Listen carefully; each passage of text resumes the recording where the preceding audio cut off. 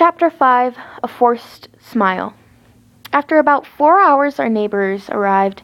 Mom was setting up the BBQ, aka barbecue, so I had to answer the door. "Hello," I said. Our neighbors were a family of 3. Richard, a grown man about my mom's age with brown short hair and brown eyes. He was as skinny as a twig. His 2 children were Max, a 12-year-old, and Mike, a 6-year-old. They both looked like their dad. I heard their mom died of cancer. I let them in and said that my mom was in the back garden. I went upstairs to my room, grabbed my iPod, and walked back downstairs into our garden. Our garden wasn't big, but it was nice enough and clean. I sat on the grass and put my iPod on shuffle. The first song that came on was The Drug in Me in You by Falling in Reverse. I started singing it quietly and laid back on the grass, closing my eyes. When I was young, my dad always told me I was a good singer. I sat up and looked around. Mom and Richard were talking, and Mom was crying, probably about Dad, while Max and Mike were playing a mini game of football. I sighed and looked up at the sky. It was getting a bit dark, but Mom had turned the fan lights on. "Dad, I promise, whoever killed you will pay," I whispered, sniffling back my tears. Soon Max and Mike walked over to my seat and sat on either side of me. "We heard about your dad," said Max. "We know how it feels," Mike said in an adorable voice. I sighed. Max pulled me into a hug. I was surprised at first, but I hugged him back. Mike joined in the hug, and I let my tears out. "It's not fair," I cried. Max stroked my hair, despite being younger than me. He was cool. I would find that killer.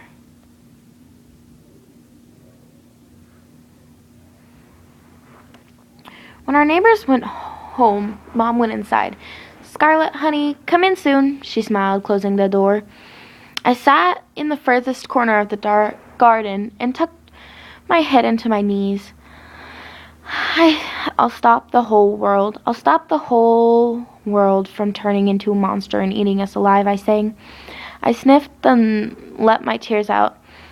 "Why?" I whispered. "Well, there's a few reasons," said a voice right next to me. I jumped and snapped my head around to the voice. That guy was there, again. "How do you know anything about me? And how do you know what I'm talking about?" I growled. "Because I know you," he whispered, shuffling closer to me. I didn't move.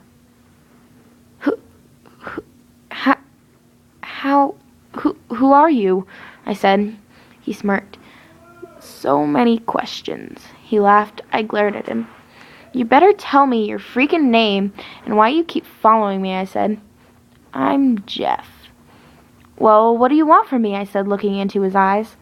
"I already took something." He grinned, stroking my face. "Don't touch me. What do you mean you already took something?" I asked. He took his hand away. "You wanted it," he said. "What are you talking about?" I said. "Your dad," he smirked. I froze and stared at him. "No, you didn't," I whispered, tears running down my face. He smirked.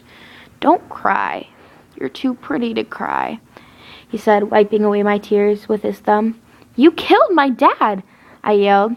"You said you wanted him dead," he said. I screamed in anger, looking at the sky. He could look into my thoughts. I didn't mean it," I cried, curling up into a ball and crying into my hands. I heard a sigh. Then someone picked me up and held me. "Jeff." I'm sorry," he said, as if he hadn't said it in years. "If I knew he meant that much to you, I wouldn't have done it," he said, hugging me into his chest. We sat there for seemed like hours. "Jeff, it's late," I whispered. He nodded and let go of me, then stood up and pulled me up with him. "You can't tell anyone that it was me," he said. I nodded. "Or else." He grinned. Okay," I said. He smirked. "See you." He smiled, then jumped over the fence into Rich's garden. I bit my lip, then walked back inside. That night, all I could think about was Jeff. When I woke up that morning, I heard sobbing, 2 people sobbing. I got up and wrapped my dressing gown around me, running downstairs. Mom? I called, looking for her. I found her and Richard in the living room, hugging each other. What's wrong? I asked. Then I looked at the TV. 2 children of 12 and 6 were murdered last night, in this very neighborhood. Mike and Max Kennedy, said the TV. No, I whispered, tears running down my face. Richard, I'm so sorry, I said, and he nodded, kept weeping. They were my only people I could actually call friends. I'd known who did this. Jeff. It had to be. I'll be right back, I said, running to my room, putting on some clean, loose pants, and a vest top. I pulled my hair back and ran downstairs and out my front door. I ran to Richard's house and saw the police. Hey, kid, you can't go in there, a police officer said. I don't care, I screamed. Kid, listen, did you know this family? Yes, I live next door. They were my friends, I whispered. He sighed and gave in. All right, follow me. I followed him into the house. I could smell blood already. Upstairs, he said. I nodded a thanks and walked upstairs. I saw forensics, but they ignored me. I found my way into the boys' bedroom, and I couldn't believe what I saw. Mike's throat was slit. Max had no shirt on, same as Mike, and carved into his chest were the words, Go to sleep, Jeff. I'd seen enough. I ran downstairs and ran home crying. Mom, I cried. She hugged me into her chest and cried with me. Richard, will you stay here? I asked. He shrugged. You could stay here if you don't feel safe in your home, my mom offered. Richard looked at Mom and smiled. That would be nice, he said. Mom nodded. A few hours later, Mom was helping Richard move his things into our house. While I was in my room, she called me down a few times if they both needed help. I sat in my room and thought about Mike and Max. Why, they were so young, I said. I put my head under my pillow and cried. I hate you, Jeff. I hate you. You're crazy, I screamed. My mom ran in. Honey, what's the matter? She said, pulling me into her chest. It reminded me of Jeff, the way he held me. I was having a bad dream. I lied. She nodded. Shh, it's okay. You can go back to sleep. She smiled. I nodded and she walked out, closing the door.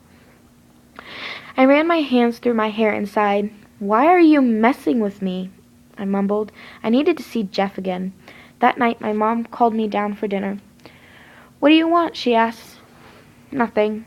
Scarlett, you have to eat something, Richard said, walking in. I don't normally, I said. He shrugged and helped Mom make a salad. I shut the curtains to go the back screen door and walked outside, switching on the light in the garden. I scrolled through my iPod and put on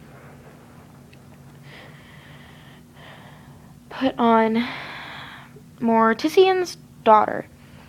I sat next to our small pool and started singing, my back to the rest of the garden. I opened my lungs, dear. I sing this song at funerals, no rush, I whispered to myself. Not knowing I was laying down, I fell asleep. When I woke up, I was being held. I looked up at the sky. It was night. Then I closed my eyes again. I shuffled, then leaned into the person's chest, expecting it to be Mom. I love you, I whispered. I heard a deep chuckle and saw that same smile. Jeff, I didn't mean that, I said, shuffling away. He smirked and grabbed my arm, pulling me into him. Are you sure, Scarlett? He laughed. I growled. Yes, I whispered. He let go and pushed me away from him. I heard what you said before, he muttered. I looked at him. What? You said you hated me. He said. I looked down. I didn't mean it, I whispered. Well, that's the second thing you didn't mean to say. You know, I'm starting to think you're lying to me. I hate it when people lie to me.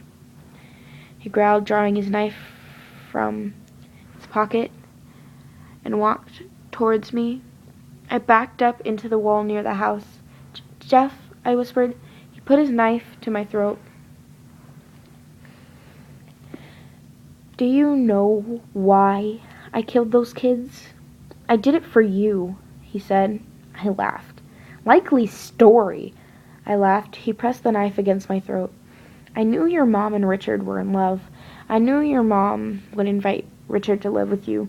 I knew he'd treat you like a daughter, Jess said. He wasn't lying.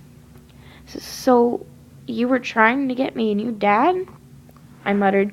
He nodded and pulled back his knife.